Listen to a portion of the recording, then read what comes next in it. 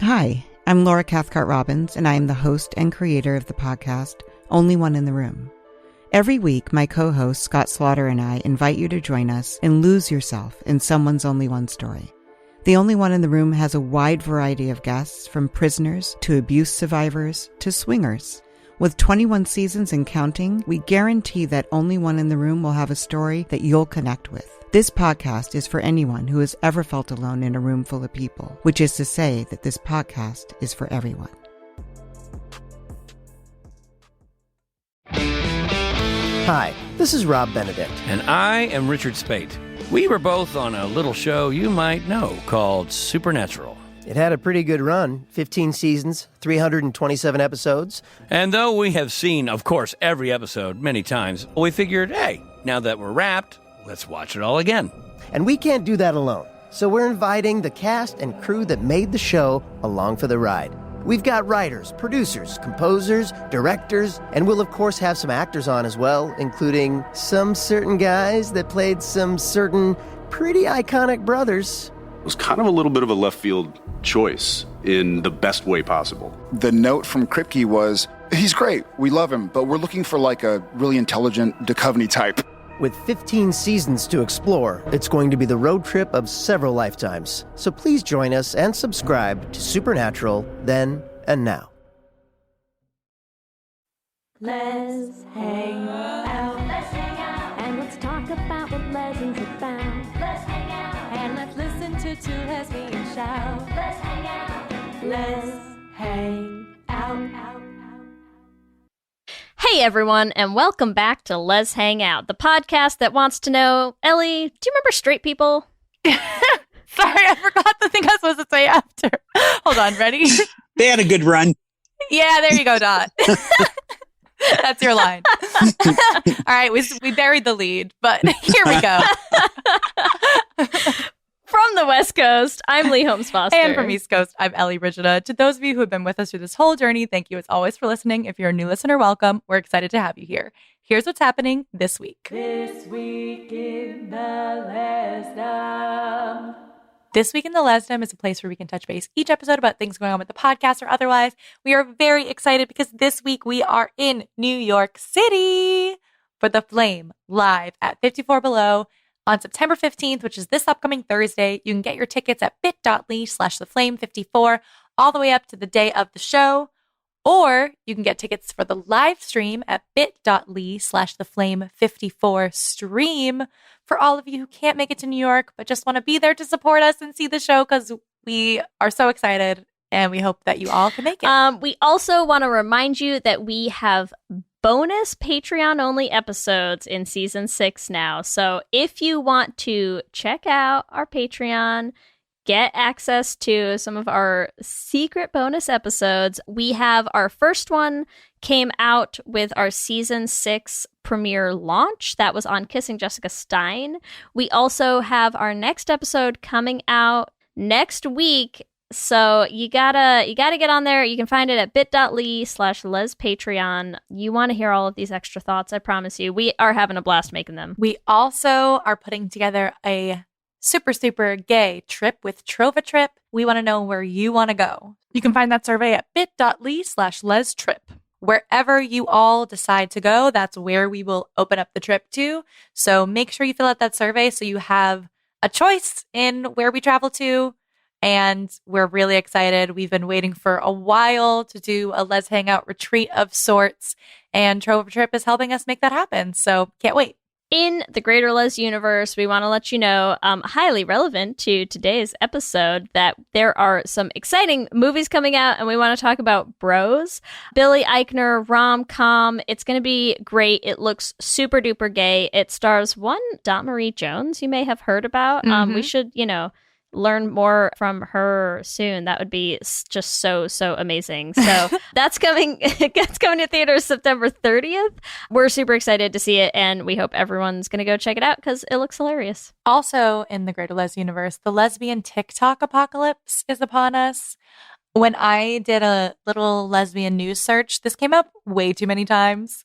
And I was like, what is happening?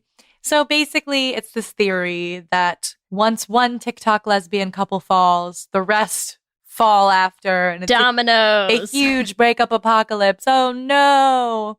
But also I just feel like it cracked me up because for any of you listeners who are a bit older than the TikTok gays, it also goes all the way back to the YouTube gays, because Shannon Beveridge, who has been in this like lesbian influencer sphere for like since she was a child, like since I was a child, Since we were all children. is also a part of this, like Fletcher and her ex Shannon and Shannon's new girlfriend Becky with the song Becky's So Hot. There's just been so much drama about it. So and much I don't care if drama. it's an apocalypse. I'm here for it. We're here for any sort of TikTok lesbian drama. That's all. All we're saying is be careful out there, lesbians. There's a TikTok might ruin there's your a TikTok relationships. apocalypse upon us. There's a TikTok apocalypse. Okay, listen. I hesitate to say the sentence. Also, in the greater Les universe, Lauren Boebert, but Question mark? question mark. But we have to go there because, as I'm sure many of you saw, she is responsible for a fantastic quote about how Biden is robbing Americans and using their money to fund Karen's daughter's degree in lesbian dance theory. And lesbian dance theory has been taking over in ways that both thrill and delight us. So I'm curious, Lee, what to you is lesbian dance theory? Well, what isn't lesbian dance theory? Lesbian dance theory. I don't know if some of you have seen a previous podcast guest, Kate, who you may know as Girl with a Microphone, made a great Rosie O'Donnell College of Fine Arts lesbian dance theory video. I think it means, I think everything is lesbian dance theory. We are all lesbian dance I think theory. what I want to know is where are like the hard STEM science lesbian theory degrees as well. Because, I mean, not all of us are cut out for dancing. All dance theory is lesbian, but is all lesbian dance theory? Is all lesbian theory dance. I feel like for me, That's what we're saying. For me, lesbian dance theory is two women who only hold each other's faces and then they move their hips, but Great. they're like Great. It's also like the study of the planet. I get what you're going for now. Okay, I'd like to revise my lesbian answer. dance theory is Dance Dance Revolution. I'd like to revise my answer. To me, lesbian dance theory is two lesbians who both go to a school dance without dates, but they sit on the side on the bleachers and watch other couples dance while touching pinkies with each other. Lesbian dance theory is two lesbians back to back spinning or in a circle and never really seeing each other. Lesbian dance theory is Tara and Willow flying at the bronze together. That's fucking it. That's it. And with that, that's what's happening this week. Back to you, Ellie and Lee. Thanks, Ellie and Lee. We are so excited to bring you episode 3 of season 6, Got Game. And we are joined by a very special guest today. You might know Dot Marie Jones for her 3 consecutive Emmy Award nominations as Shannon Beast on the mega hit Glee. She's also known for roles in both drama and comedy, including the Indie Spirit nominated feature Greener Grass and Universal's Bros, directed by Billy Eichner, coming out this fall. And she was honored to join the cast of Broadway musical Rock of Ages as the first woman to play the lead role of Dennis Dupree. Dot, thank you so much for being here. Nice to be here. Thank you for having me. We are so excited to have you. What a bio. What a career. I will say I'm most interested in Dennis Dupree. That's freaking awesome. Oh my God. That was probably the hardest thing I've ever worked on in my life. Yeah. Me and Lee are both huge Broadway buffs. So nice. I'm like, that Ellie's going to co-opt our whole episode now to just talk about Broadway. No. But very, very cool. It was the hardest thing and the most fun that I've ever worked on. Oh my God, I still can't believe I got to do it. I'm disappointed because the pandemic hit 2 weeks in. I was 2 weeks into my 6-week run. Then the pandemic hit. So I had and it just shut down. Would you ever go back? Like I maybe would not totally to that go show, back. but something else? I would love to go back for something else. Maybe, you never know. Fingers crossed. Thank you. I know, yeah, right? Listen, as people currently working on a super queer musical, we are all for like just all the Broadway all the time. That's what we want. We want more like us and you on Broadway. Let's make it happen. Yeah, Together. let's do that. Let's put it out there and maybe it'll happen soon. Yes. Wait, Dot, do you know the musical Six? Have you heard of it? What? I don't. Well, you should listen to it. We're about to I'm rock not even. your world I was not going to whenever do you this, but check I it was out. just like, we'll be 3 of the queens in 6. They're all like, they're all queens. Yes. Oh my I love it. gosh. Yes, it would be beautiful. Can you imagine like an all gay 6 I production? mean, it already sort of is, but yes. Yes. Listen. Yes, definitely. Coming soon on A Should Have Been Gay. 6. Broadway's 6. Yeah. Okay, cool. But yes. But let's dive into more of your career, all the stuff you've done, Dot. We would love to talk to you a little bit about Glee to start, because I feel like, at least for me, that was a big like place where I first saw you. So like, what was your experience like being on Glee, just period? It was life-changing for me. I mean, for my career and everything, and the Emmy nominations helped quite a bit. But just to be on something that was so hugely groundbreaking, I think, for every demographic, and I think that's one thing that Ryan tried to hit was, every demographic, as far as, gay, straight, bi, and then and we had the transgender character, but then at the end for Beast to transition in season 6, that was like, I didn't know how to take it at first, to be honest. I didn't want to let the big girls down who, with the whole thing with the domestic violence with Cooter and all that and everything that Beast went through.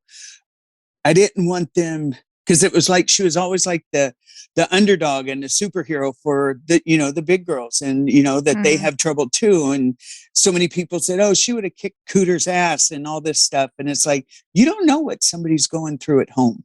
You have no idea. None of us know what somebody goes through at home.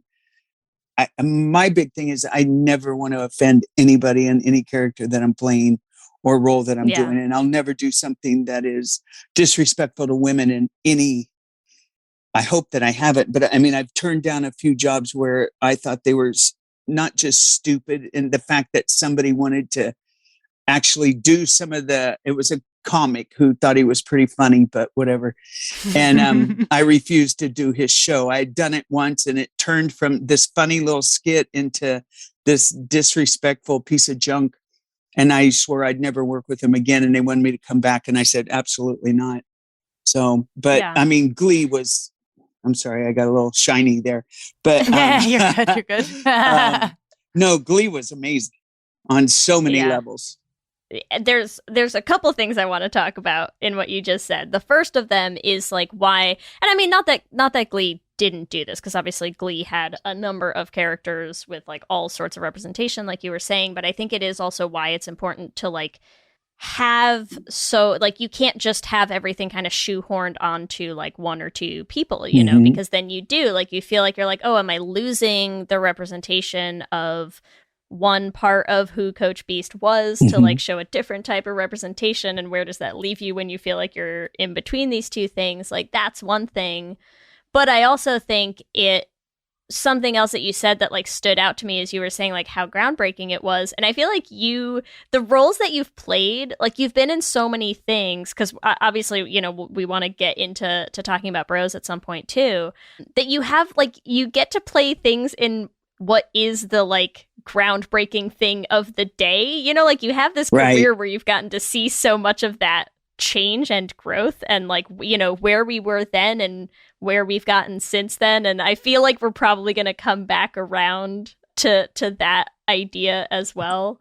So anyways, you've just you're doing it all. You've done some cool stuff. I'm trying. I started so late. I've only been doing this, well, it's a long time, but this is my 30th year. Wow. I started when I was 27. So, well, hell, I'm 58. So it's going to be 31 years. Yeah. Wow. So, yeah, it's crazy. I still can't believe I get to do this. Yeah. And like Lee said, like I love that you get to do this in so many different types of groundbreaking representation. I would love if you could talk to us a little bit about, like, because you said like you've been doing this for 30 years. Like, what's the difference between the roles you were like getting called in for or auditioning for when you first started, and now you're like, okay, here's the landscape of TV and movies, and here's the types of roles I'm getting called in for now? I think one of the big differences that I've noticed is like back in the day, it's like, and I always say this, I never had like some big coming out type of deal. I just was myself. And if you knew me, you knew my life. It's funny because now it's like the lesbian character, the gay character, or any of those type of characters that back 30 years ago were like, oh, well, it was the tough chick.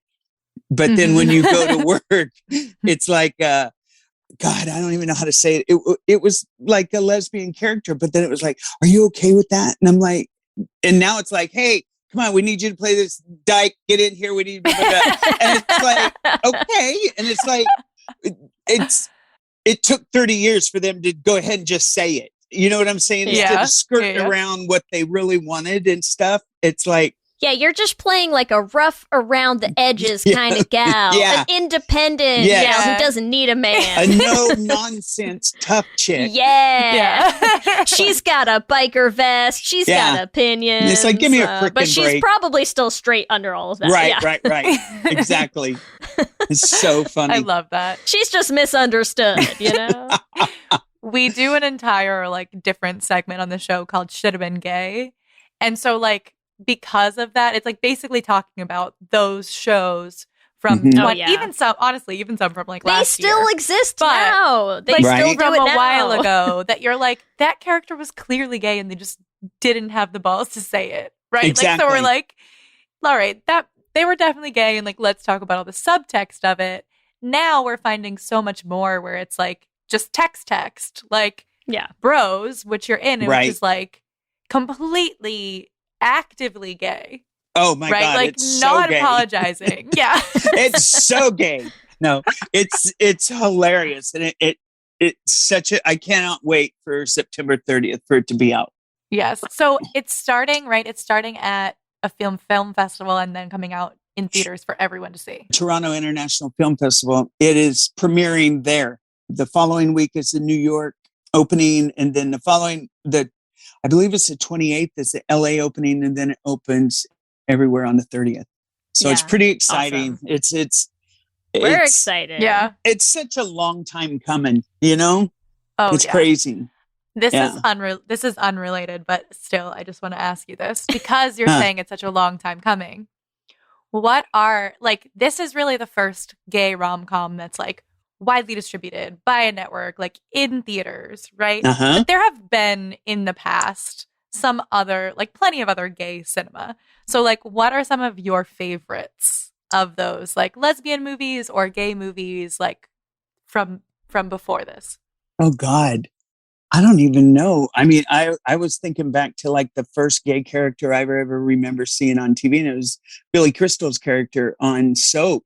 You kids weren't even around then, but we probably weren't. No. I know. Was Ellie alive? Probably. I know. Wait, hold on. Wait, I gotta find out if we were alive. So that was in the 70s, honey. I don't think so. Okay, yeah. Oh, then no, neither of us were. No. Little so brats. what do you remember? What do you remember about that character?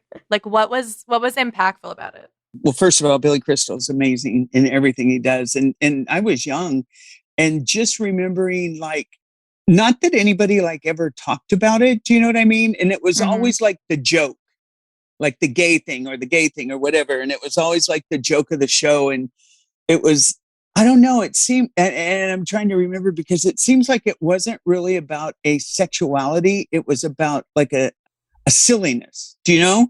I mean, and that's been the history of gay characters for a long time. Like we talked about, like, well, actually, Cheers had a decent episode about. Have you seen the Cheers episode where one of Sam's friends comes out? But there's still like a lot of like joking about it. But in the end, it's like they do accept him. So there definitely has been a lot of like gay people being the butt of jokes in cinema.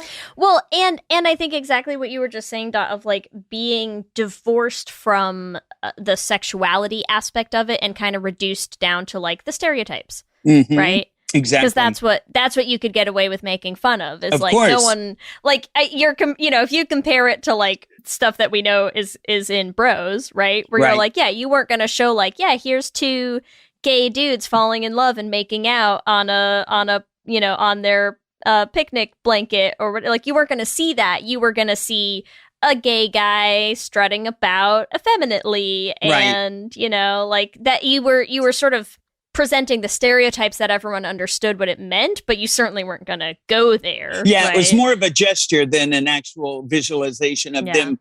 I mean, God forbid they hold hands, and it's like I have friends that have said that when they were seeing the Elvis movie and the trailer played during the previews, and people were like booing, and people like told them to just get the hell out. It's like, Damn. really? It's 2021 or 22, whatever the hell it is. And it is, Where because are what's we? funny is like Who are we?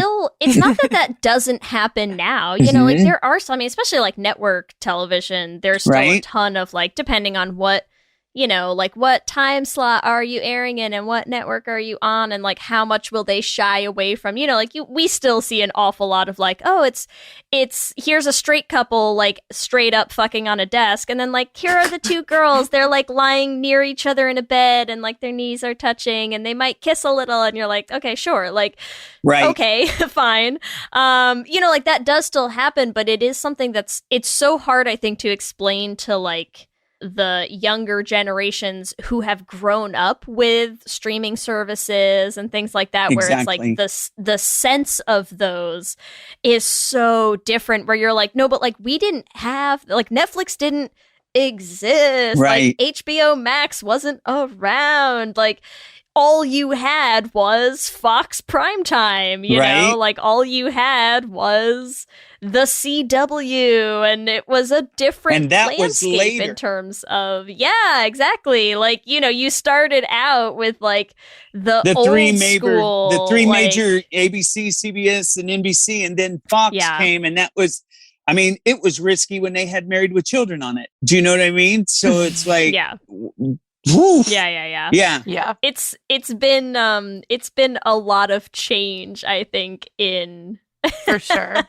But that's why it's so fun to see, like, because Ellie was saying, right, like Bros. I mean, I was trying to think, because I know you just said that, Ellie, and I was trying to think, like, there has to be another one, right? Like, there's been another gay rom-com, like, there has to be. And all I kept coming up with is like gay romantic dramas, maybe, right? Like, I'm trying to think of like big studio theater releases where it's like, okay, sure, you'll get like Call Me by Your Name, or you'll get like Portrait of a Lady on Fire, right? Like, you'll get like those kinds of things, like Ammonite, but you're not getting the like, where's the gay Love story that, I mean, yeah, we The had through happy- line. it's like comedy, Yeah. like full on like hardcore rom-com, like Right. just that have not been on streaming cheesy services. goodness. That's why That's what it's I like want. the big. I think that's why that's such a Yeah. big deal of like that actual like in cinemas. Exactly. Feature. yeah, we get them on streaming, release. right? Like we've Yeah. had some on streaming services. That's everyone I could come up with.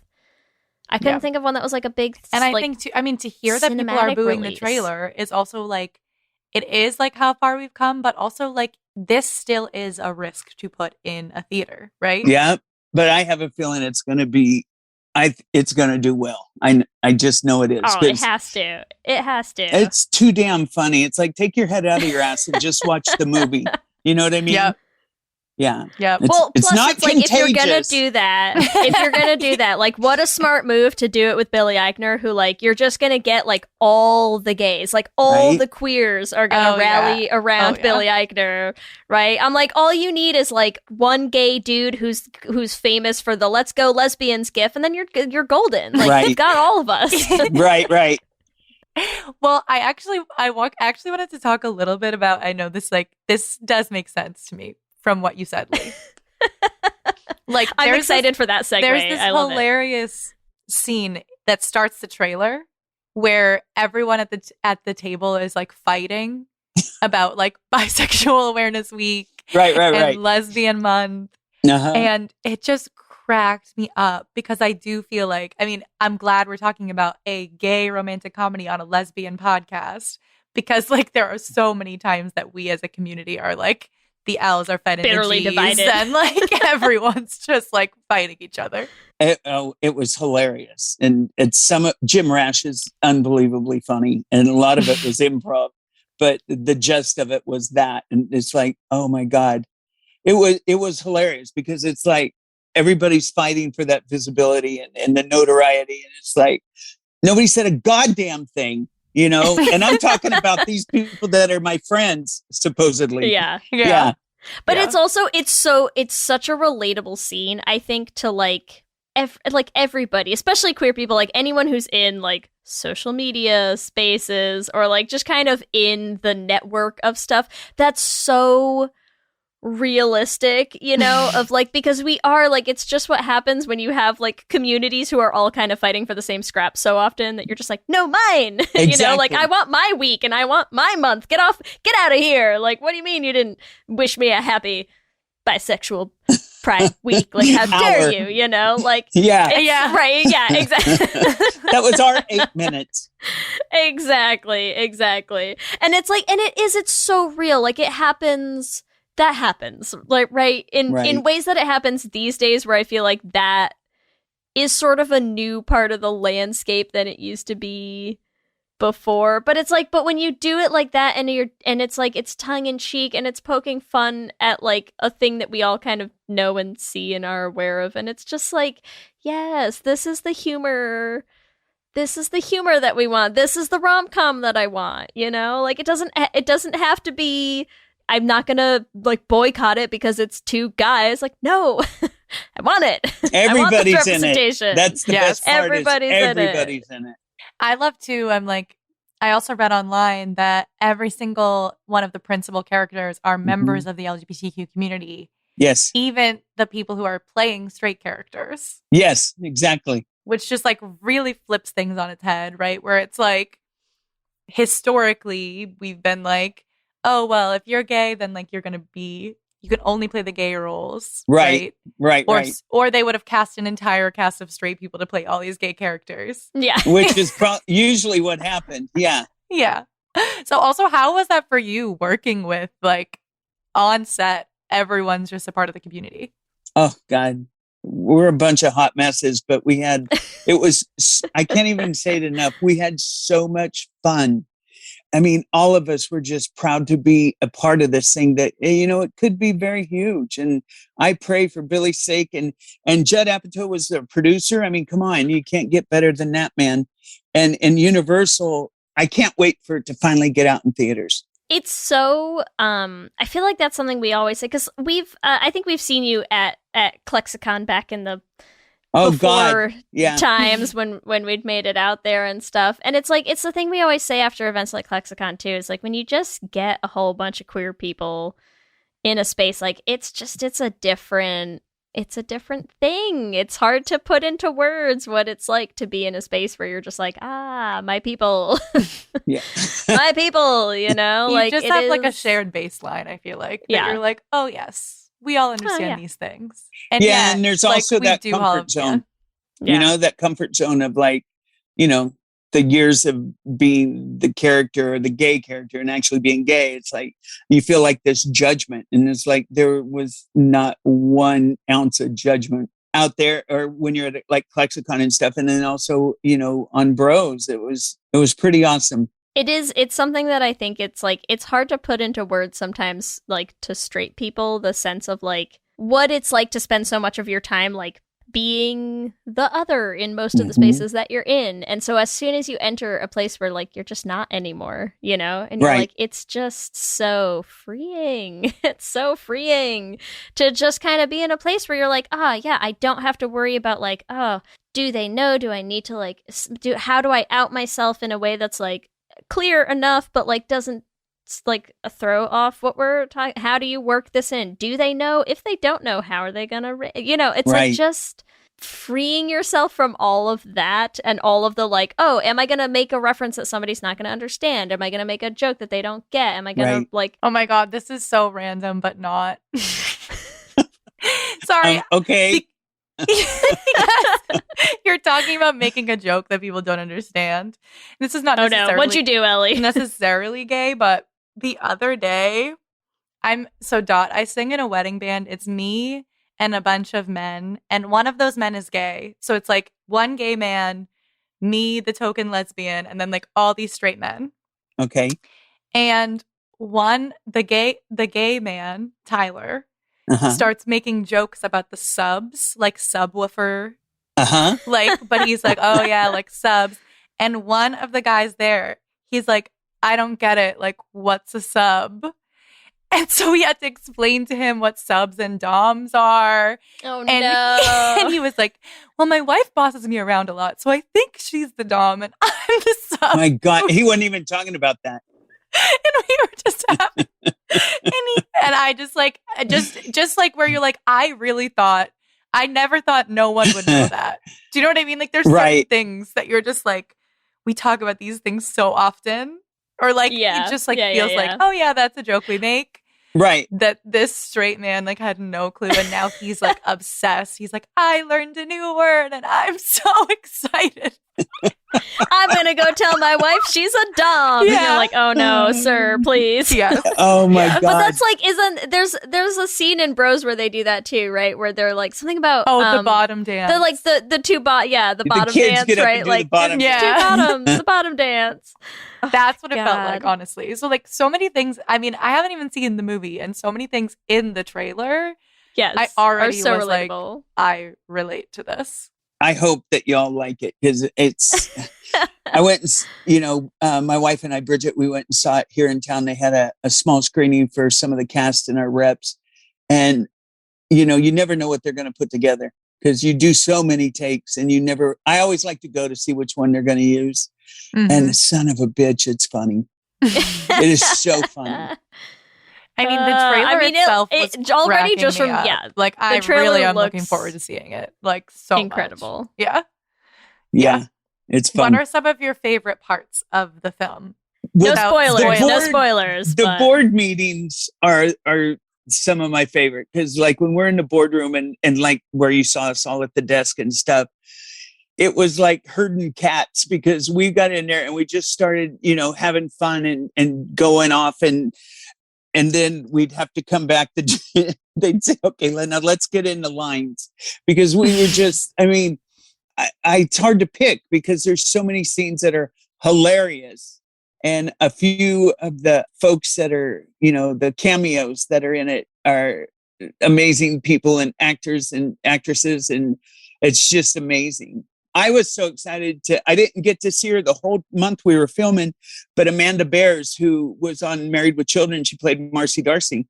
Amanda's in it. And I did a bunch of Married with Children back in 94, 95. And I had not seen her since then. And so we caught up here in LA at the screening. Oh, just, she's so good and stuff.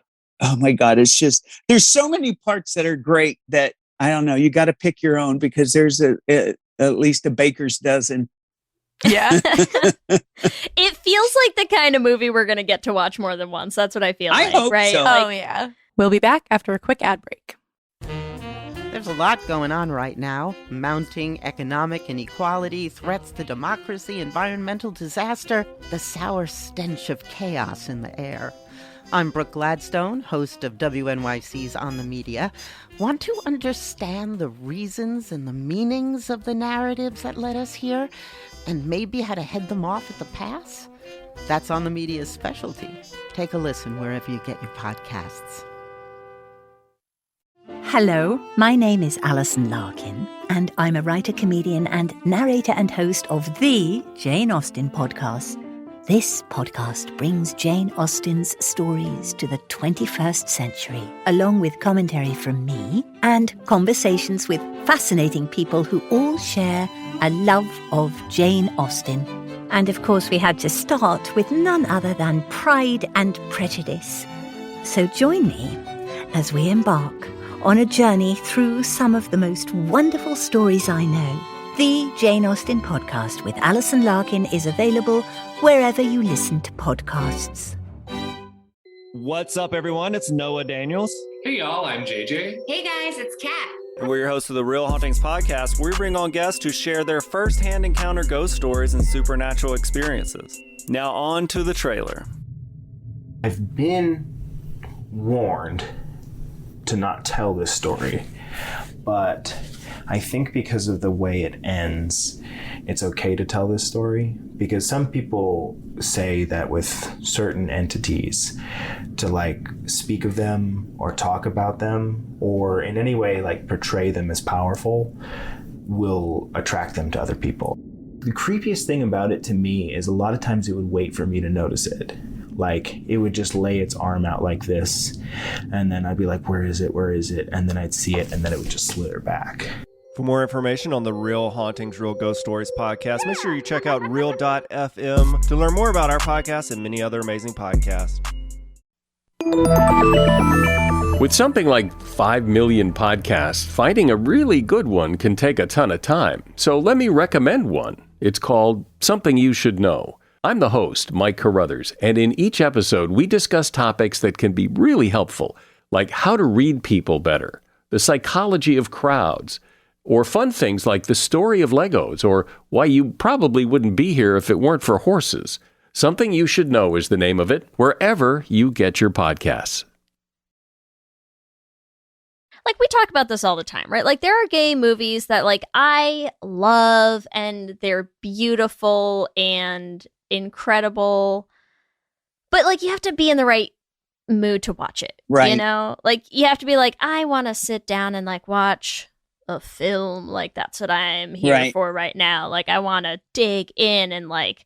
And then there's movies where I'm just like, where's something that I just want to watch...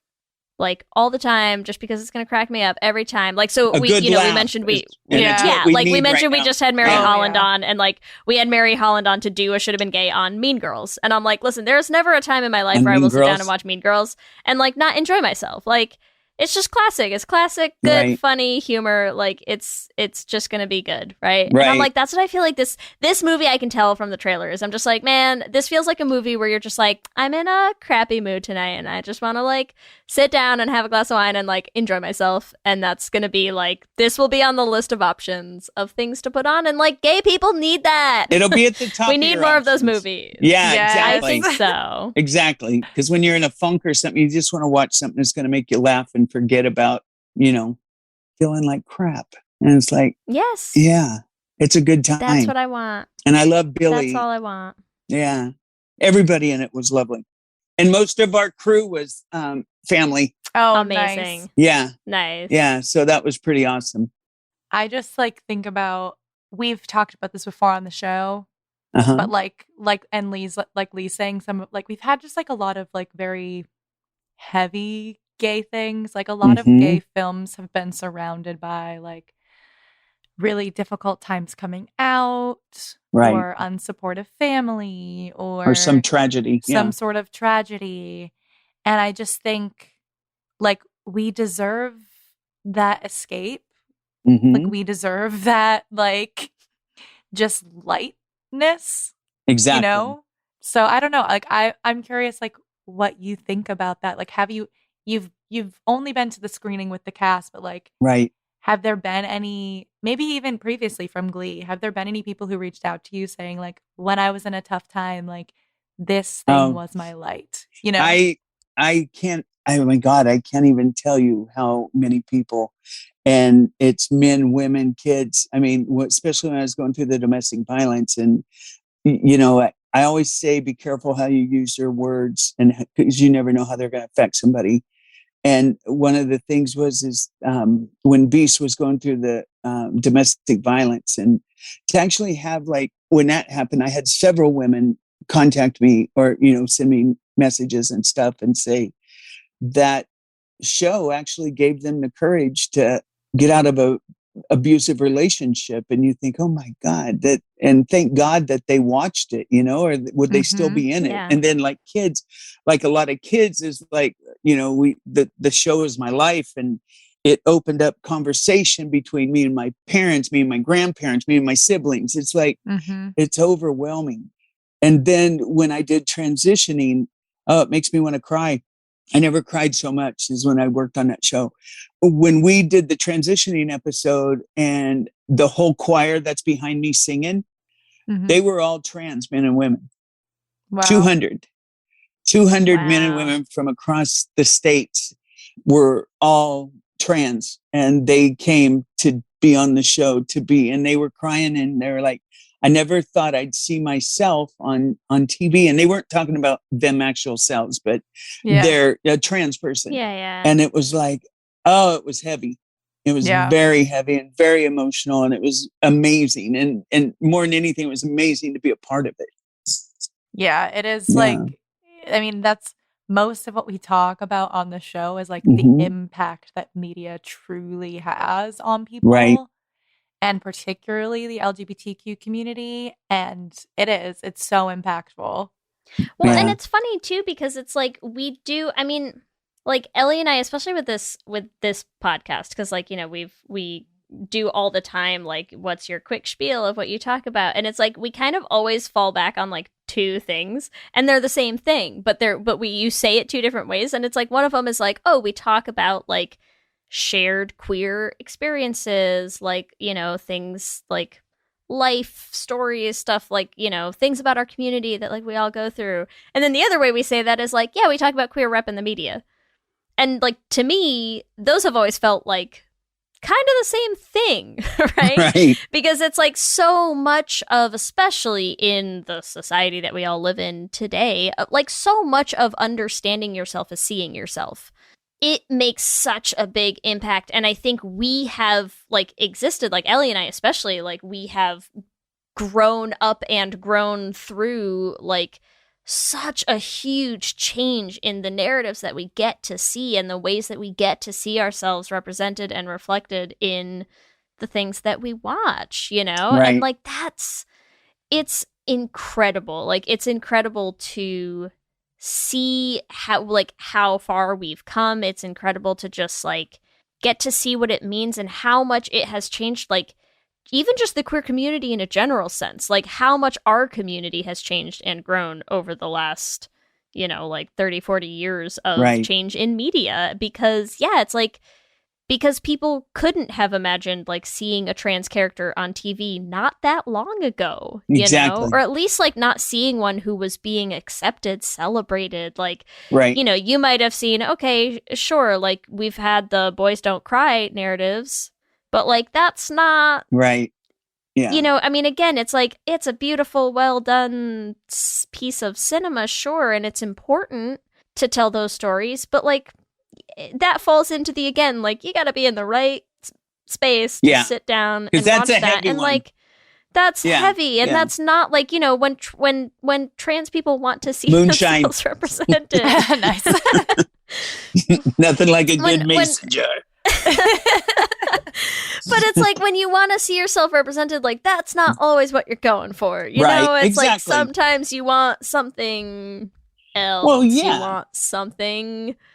want to just see like the ins and outs of your life. You want to see things that like that feel relevant and that feel like, and that's why I think that's what we're saying is like when you watch things like the trailer for Bros and you're just like, oh my God, yes, like gay people bickering with each other over like who gets the right rep this week, and like, you know, gay people making fun of straight people for like, no, go back to being uncomfortable with us. Like, I hate this. Exactly. Yeah. That's what I want.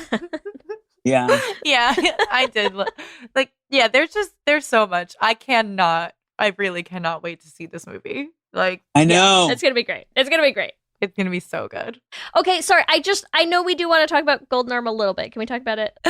Yes. Okay, so in your real life, you were a professional arm wrestler. Is that correct? Yes. I competed for almost 16 years. I won 15 world titles. Wow. What is that? I have no clue what the world of international arm wrestling is. Like, what is it? It's, you know, there's a standard table like in the movie. Have you girls seen Golden Arm? No, I have not yet. What? I know. It is so funny. Betsy I want to see it so badly, and I'm so sorry. Mary are hilarious. There's a standard table or regulation, not standard, a regulation table that you use, and there's refs, and it's got to be all fair, and a lot of broken arms because people get themselves in a broken arm position. And I broke 2 arms in the 15 years or almost 16 years that I competed. And it's a horrible is that feeling. like a good ratio though, to only have broken 2 arms? Yeah, I think. And it could have been worse. It could have been mine. So, yeah. Yeah, I mean, you never broke your own arm. No, I broke my own nose. Oh my, with your own arm? Yeah, because when you're hooked up with somebody arm wrestling, it's like when the ref starts you, they say go and you jump. Well, I was going to against this woman who was, she was a big girl and I was a big girl, and we slipped and I caught my nose and I laid my nose over and it was stuck. And so I like popped it and it just like a faucet. It was disgusting. Oh but, my God. God, that was so long ago. That was in the 90s, kids.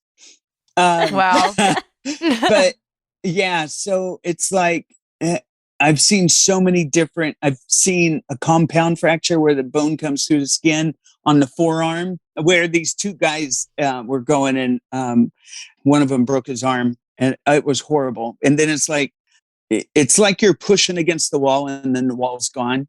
It's like that kind of feeling, and you're holding onto that person's hand and you're thinking, holy shit. And it's like you hold on to their arm until they get it together, because it's an awful sound. Sounds like a 2x4 breaking. Whoa. I'm like, it's just gonna, bleh, it's fine. But is it like it happens in like stadiums and bars? Like, what's the like setting of these? Well, it depends. Like where were we? We were in New York, across from the Brooklyn Bridge out on one of the bays. And we had a world title there. We did it up on Pier 39. A couple years, we had the world championships when Yukon Jack sponsored them. But up in Lee, you know where Petaluma's at. Mm-hmm. Do you know, Ellie? It's like, I don't, it's like north of San Francisco, probably an hour, maybe? Yeah, from the city. Yeah. And so that's where they used to have the world championships when I first started. Wow. It used to be on Wide World of Sports back in the day. Lynn Swan and Diana Nyad were the commentators at my first world championships when I was 19. So that was crazy. It was crazy. Yeah, it was. But so you don't think you're going to get back in the ring anytime soon? Honey, I am too old. I have a prosthetic left shoulder already. It's 2 years old. So just wearing out from track and field and lifting weights and then arm wrestling, all the things I competed in. Crazy. Yeah. And so the movie itself, yes. Like how accurate is that to the world of arm wrestling championships? Like when I go over, there's a scene when I come into the movie, I start training Mary's character, and I go over the rules and everything. And the director said, you know what, she had written what she had written. And I said, well, it's kind of a little different. She said, you know what, just go with it and do what I know. And so like that was legit. And it was fun because like all the jackets that I wore, and there was like trophies and almost like a WWF belt, but it was like all leather. All those things were mine. So that was kind of fun to take those and have them use them. But yeah, but as far as like the competition and stuff that the kids that they did, there were some competitors when I was competing. Like there was this one guy who would go up to the table and he'd take an oil can and he'd ram the thing in it and like drink this can of oil. But I don't know if it was real oil, if it was honey, or he'd go up to the table and he'd try to psych out the other person. Yeah. So he went up to the table and he opened his mouth and he had a mouthful of crickets. It was hilarious. And the other guy just about was like, what? And so, I mean, it was funny. It was silly. Animal was his name he went by, or he always smoked cigars and he'd go up there and a couple times he'd eat it. And it was just like, it makes you want to throw up, but it worked for him. Yeah. But everybody's the competition. Yeah, exactly. Wow. Yeah. But it's so much fun. That movie's hilarious. Well, yeah, our Kristen, who works with us, she she's seen it and she said she thought it was so funny, and she's like, we have to do. Also, she said we have to do a Should Have Been Gay on it, so we have to watch it for Should Have Been Gay. Oh, absolutely, Should Have Been Gay. Yeah. Were there Yeah. a lot of lesbians in the arm wrestling world? Honey, you're talking about a time when nobody talked about it. Like my first world title, I was 19. So that was in 83. So, So it was like, if they were, Yeah. they weren't going to say anything. right. Yeah. Even they always have Okay, their- listen. We're getting a league of their own now to tell us like the secret queer stories of, right. like women's professional baseball. Next up, Secret Queer Lives arm wrestling There you champions. go. That's what we need. Yes. Amazon, we're looking at you. Exactly. To Right. be fair, like lesbians would have very strong arms. Like we need them. Right? That's what I'm saying. Okay. It writes itself, Ellie. It writes It writes itself. itself. Come on. I just got done binging the all of the episodes of A League of Their Own. What my did God, you it's think so of the good. show? I thought it was pretty good. The girls Yeah. are hilarious and good and all these stories. And I think one of the coolest things is the other night, Bridget and I were watching the Dodgers and they had, oh my God, they had one of the older ladies was one of the beaches. And she was saying, shit, it's to a T. It was real. Yeah. She said Yeah. I think that's it was actually Maybell. what happened. Was it Maybell? Yes. Yeah, because I yes. feel like She was the one- She's been Is it Victoria Jackson played her in the first one, the blonde, the short blonde hair? Wasn't it Victoria Jackson? Wait, no. I thought Madonna played her. No. Oh, I don't know. I can't remember. I haven't seen that one in a while. Yeah. I need to look this up. Hold on. I love seeing Rosie. She was a bartender in this Oh, one. I know. The Rosie Yeah. cameo was awesome. I love her. Yeah. That's what I thought. I love Madonna and Rosie in the original. Yeah, the original series or the original film was amazing. I can't Yeah. tell you how many times I watched it. Oh, yeah. I was really hoping for a Gina Davis cameo, but Yeah, right? maybe if I they get a know. second season season. two. Yes. Yeah. Yeah. That'd be amazing. Gina and Lori. Right. Yeah, I know. I thought, wouldn't oh, hate where's that. Lori Petty? She's got to be on here. Yep. Yeah. But it She's was, great. oh my God, I love that. I really did like the new series though. More queer shows, more queer movies. This is all we Right? want in life. Yes. This is it. Share the wealth, motherfuckers.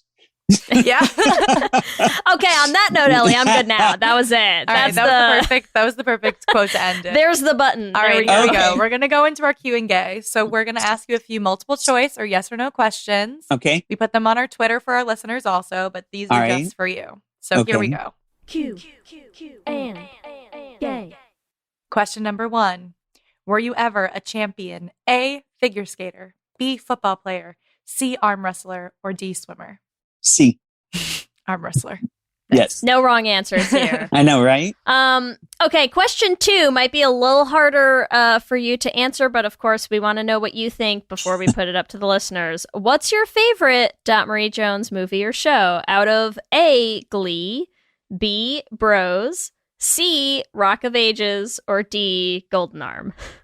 I'd have to say E, all of the above. There you go. Nice. Good answer. Good Secret good answer. Secret menu answer. Yes. Question number 3. Have you ever broken a bone? A, yes, B, no, or C, not my own? All of the above. I broke my own and other people's. Yep. Yeah. Yeah, some of it we might have already discussed. That's okay. It's okay if we've covered it. We just got to get it on the record. Yeah. Okay. Okay. Question 4. What's your favorite kind of movie out of A, rom-com, B, horror, C, drama, or D, action? God, I love action and more than anything, I love comedy. I think my favorite comedy of all time in the past has been Christmas Vacation. Mm. And I bet you I've watched it 500 times. Do you watch it all year round or Yes. only during Christmas? Yeah. And of course you bring in the season at Thanksgiving, so you Nice, start yep. watching it and then we end up watching it all year round. God, there's so many. I love a lot of different kinds, Yeah. There's no wrong answers wrong in answer. Q&A, Okay. Dot. You can't I'm go not going to be wrong. fired, right? No. You're good. No. All right. Question number 5, your final question. Mm. Do you remember straight people? A, only vaguely. B, they had a good run. Or C, who? Huh? They had a good run. They had a good run. Your time is done, straight people. It's time for the gays. Yes. Share the light. I love it. Dot, thank you so much for hanging out with us. It's been Oh my God. so much I'm done? fun. Well, you're done as soon as you tell people first of all, where can they find you if people want to follow you on all the things? Okay. On Instagram, Marie Jones. On Twitter, I think it's just Jones. I'm on Facebook under Jones, but I'm never on Facebook. So yeah, same. Yeah. Yeah. But we've given up. And I mean, we've talked about it through this whole thing, but any projects coming up that you want to tell our listeners about? Anything cool? I have like another film that is premiering at TIFF. Weird. I have a small part in Weird Al Yankovic movie. Oh, do you that's really? That's awesome. amazing. I just saw the trailers for that and I'm so excited. And can I tell you, I could not love Daniel Radcliffe more than I do. Good. He's good. Listen, darling. I have to tell you, that is great news because in the year of our Lord 2022, we try not to have too many faves and especially not men, but like, God, I love Daniel Radcliffe. He is. I love him. He's the cutest little thing you ever saw. And it's funny because he came up to me and he said, I got to talk to you. And I'm like, what? He said, I want to talk to you about arm wrestling. I'm like, you don't even know who I am. He goes, yes, I do. Yes, I do. And I'm like, come on. Wait, did he try to arm wrestle you or he just wanted?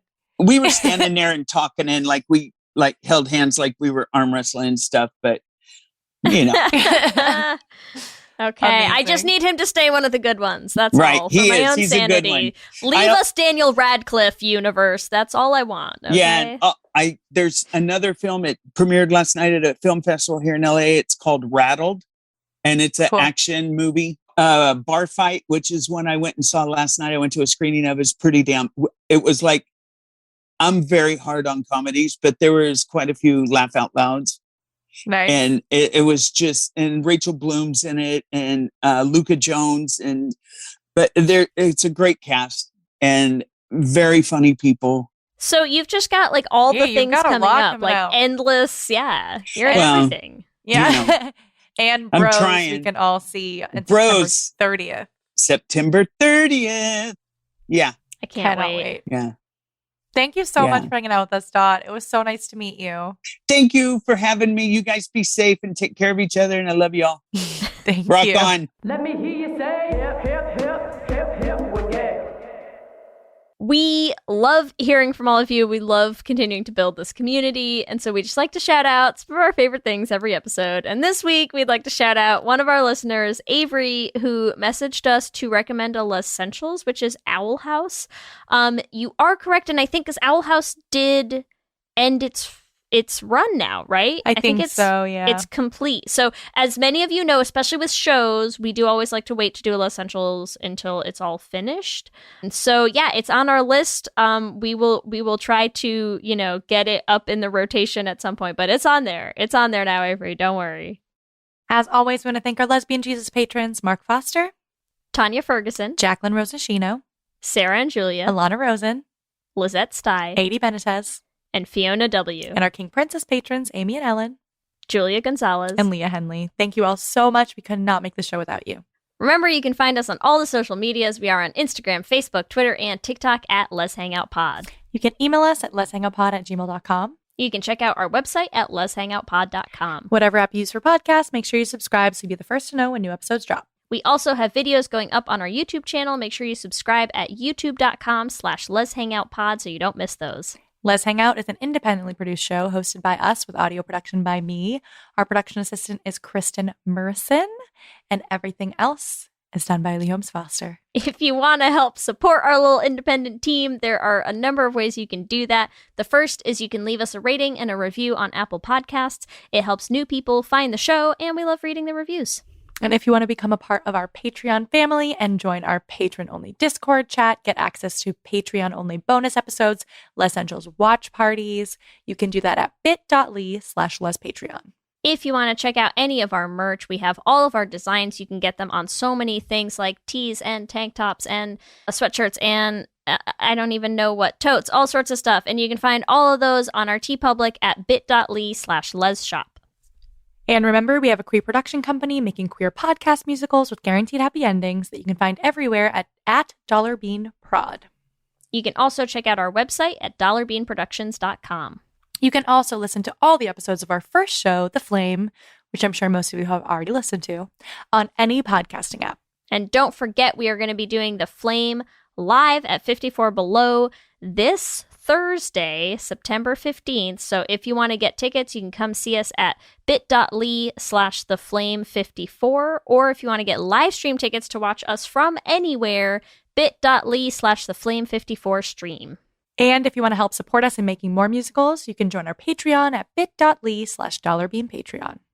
If you want to follow us individually, you can find me on Instagram, Twitter, and TikTok at LSH Foster. And you can find me on Instagram, Twitter, and TikTok at Ellie Brigida. With that, I'm Ellie. And I'm Lee. And let's hang out again soon. Let's hang out. Ladies and gentlemen. What are you doing? What do you mean? Just keep it simple. I'm making the promo. Just keep it simple. Just say, hey, we're the Brav Bros. Two guys that talk about Bravo. Ladies and gentlemen, boys and girls, we're the Brav Bros. No. Oh. Dude, stop with the voice. Just keep it simple. I've seen promos on TV, dude. This is how you get the fans engaged. This is how you get listeners. We're trying to get listeners here. If we just say, oh, we're two dudes that talk about Bravo, people are going to get tired of it already. We need some oomph. All right, then fine. Let's try to do it with your voice. Brav Bros. Good job.